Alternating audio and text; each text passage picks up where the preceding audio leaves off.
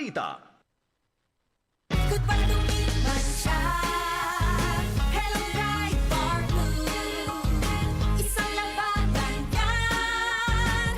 Ride Bar Blue. Ride Bar Blue with powerful stain-away enzymes. Malupit magtanggal ng dumit mancha pero di masakit sa kamay. Good pa lumiman siya. Hello, Ride Bar Blue. Isang labanan yan. As tested ang cotton and polycotton. Sa mancha, malupit. Sa kamay mo, mabait. Ride Bar Blue. Manufactured by ACS Manufacturing Corporation. ISO certified. World-class quality. ACS. Sunflon Vitamin C, ang alkaline no vitamin C. Ako si Nico Delfin, dating TV reporter ng Kapamilya Network. Siguro kung naka-Santone Vitamin C ako araw-araw. Importante kasing maiwasan ang sakit at mapalakas natin ang katawan. Sunflon Vitamin C, ang alkaline no vitamin C. Mabibili sa pinakamalapit na butika sa inyong lugar. Mula sa number 1, Smart Dishwashing Paste. Ang galing-galing mo! Smart dishwashing paste ko! Pritong ulam na masebo, plato at kaldero.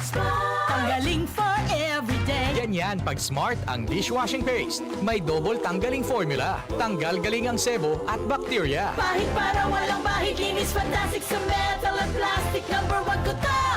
Tanggaling-galing mo! Smart dishwashing paste. Heavy duty linis bawat pahid. Smart Dishwashing Paste. Manufactured by ACS Manufacturing Corporation. ISO certified. World-class quality. ACS. Pagbasa sa Aklat ng Kawikaan, Kabanata 11, Talata 1 hanggang 31. Kasuklam-suklam kay Yahweh ang timbangang may daya, ngunit kasiyahan naman ang timbangang tama. Kahihiyan ang laging dulot ng kapalaluan, ngunit pagpapakumbabay, nagbubunga ng karunungan. Ang tuntunin ng matuwid ay katapatan, ngunit ang masamay wawasakin ng kanyang kataksilan. Walang halaga ang yaman sa araw ng kamatayan, ngunit ang katwiran ay naglalayo sa kapahamakan. Mas panatag ang landas ng tapat ang pamumuhay, ngunit nabubuwal ang masasama sa sariling kabuktutan. Ang katwiran ng mga matuwid ang nagliligtas sa kanya, ngunit ang masama ay bilanggo ng kanyang masamang nasa. Ang pag-asa ng masama ay kasama niyang pumapanaw. Ang umasa sa kayamanan ay mawawalang kabuluhan. Ang matuwid ay inilalayo sa bagabag, ngunit ang masama ay doon bumabagsak. Ang labi ng walang Diyos sa iba ay mapanira, ngunit ang dunong ng matuwid ay nagliligtas ng kapwa. Kapag ang matuwid ay pinagpapala, ang bayan ay nagagalak, ngunit higit ang katuwaan kapag ang masamay napapahamak. Dahil sa salita ng matuwid, ang bayan ay tumatatag,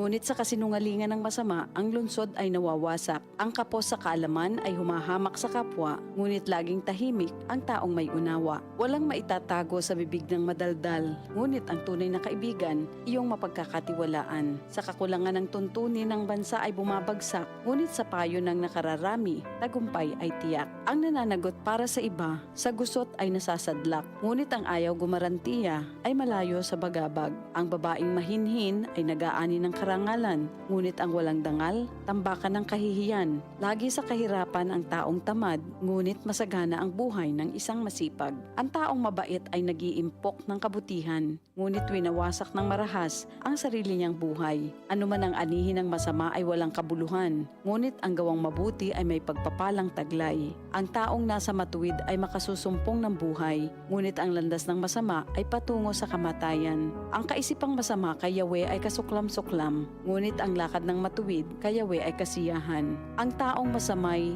di makaliligtas sa kaparusahan, ngunit hindi maaano ang nabubuhay sa katwiran. Ang magandang babae ngunit mangmang naman ay tila gintong singsing sa nguso ng baboy.